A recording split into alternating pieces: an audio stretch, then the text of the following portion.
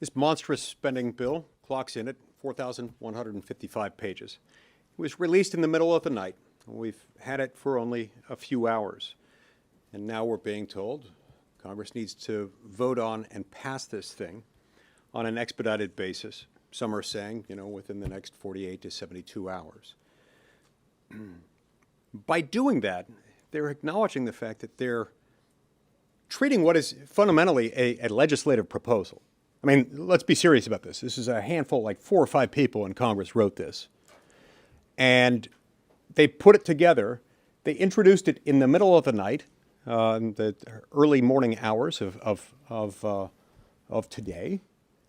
And now they're wanting to collapse all hearings, all floor debates, all discussions in earnest about this and say you just have to pass it because this is what the process is.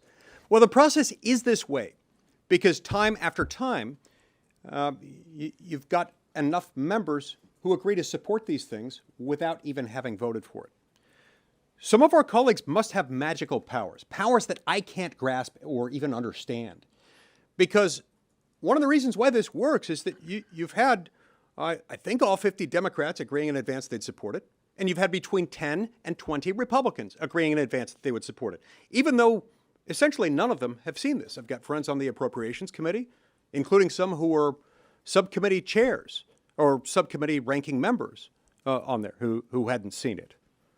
And yet they didn't know what was in it. So magically, those 50 Democrats and those 10 to 20 Republicans who pledged their support for it, before it even existed, they somehow knew what was in it. Well, it wasn't just that they were clairvoyant. It's that they were sort of bought off piece by piece, person by person. And I don't mean bought off in the legally corrupt sense, but in the sense that it's a corrupt process. You hand out enough special favors here or there to get this or that proposal, this or that funding priority in there. You throw out 7,500 earmarks, and you're going to get a lot of people to jump on board. That isn't right. It used to be that the legislative process involved reading and debating and discussing and amending.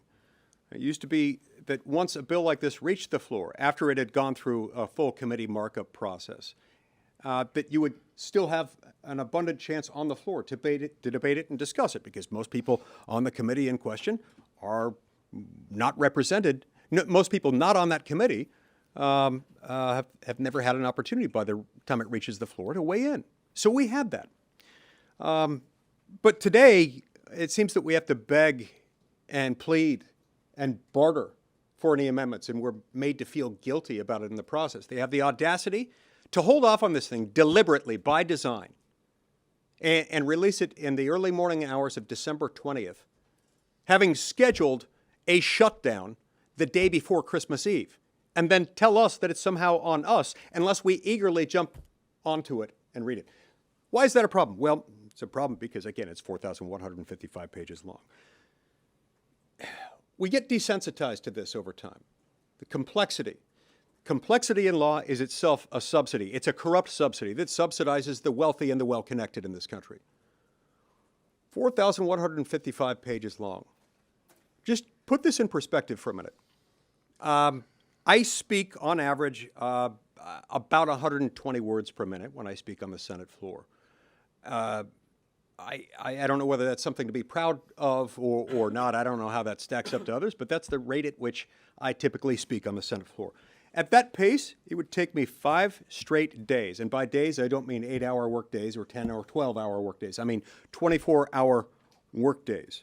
5 straight 24-hour periods consecutively, back to back, without so much as a bathroom break. And certainly no opportunity for sleeping. Nothing other than reading. It would take 5 straight consecutive days of continuous reading at that pace in order to get through this. The Bible is a long book, and it's 1,200 pages long. And so going through this, reading through this, which the Bible's actually interesting and full of stories that you can follow, much more interesting than this. I mean, even when you get into the depths of Habakkuk, you're not dealing with stuff like this. But you'd have to read, to get to the same amount of text, you'd have to read the Bible 3.5 times during that same period and be able to comprehend it. And unlike the Bible, this stuff can't be really read on its face and understood. It takes cross-referencing to understand all of that. I've got a number of friends who have detailed a number of the more absurd examples of the carve-outs that they've used to barter and thereby procure the advance votes of a number of my colleagues, some of which are absurd. A few of them were identified by my friend Scott Parkinson. Curiously, there were a few members whose names appeared quite repeatedly and prominently at these. For example, you'll be very pleased to know that in this, we've got the federal building on 7th Street in San Francisco that's named for Speaker of the House Nancy Pelosi. Then you've got our Senate Appropriations Committee Chair, Patrick Leahy. What was just the Lake Champlain Basin Program is now going to be the Patrick Leahy Lake Champlain Basin Program. And we're also stuffing an additional $35 million a year, each year, every year between now and 2027. I'm sure that's just a coincidence that he's the Approps Chair, and that's also on there. Oh, also, our colleague, Richard Shelby from Alabama. I guess there are still a few things in Alabama that have yet to be named after Richard Shelby. He's got some in there as well, including an FBI arsenal building down there. If you like presidential museums, you'll love this one because we've got $6 million for the Ulysses S. Grant Museum. It needs an overhaul to the tune of $6 million. One of my favorites might be the $1.7 billion that goes to transportation structures and infrastructure developed specifically to combat climate change. That's in there too. Some Republicans are trying to call it a big win. I'm sorry, I have a hard time calling that a big win. When you unite all 50 Democrats and sharply divide Republicans, getting, I don't know, probably 10 to 20 votes to support this, I don't understand how that's a big win for Republicans, especially right after we've just had an election. And control of the House has now shifted from Democrats to Republicans. I don't understand that math. I don't understand that logic, but it's not right. You know, there's something more to this.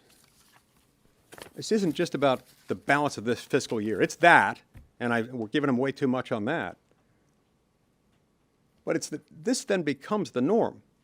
This resets the defaults, such that if, heaven forbid, we get to the end of this fiscal year and there is an agreement on a series of spending bills or one big one or whatever, we may, for a period of time, perhaps a long period of time, end up operating on the basis of a continuing resolution.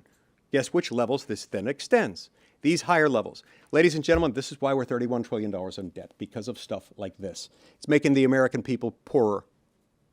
It's destabilizing our economy. It's making it so that the average Utah family now finds life unaffordable, having to shell out an additional $1,000 a month every single month for their basic monthly necessities. This is wrong. It's got to stop, but it will not stop until members of Congress, including U.S. senators elected as Republicans, committed to some semblance of fiscal conservatism, refuse to vote for bills that they have not read, that they do not understand, that are cobbled together and that impoverish the American people. They do a lot of good, but most of that good is for special interests and for the popularity of the politicians who vote for these things, who will get a big bump for the moment when they get praised by the public and by the media and by the special interests for passing this thing. It needs to stop.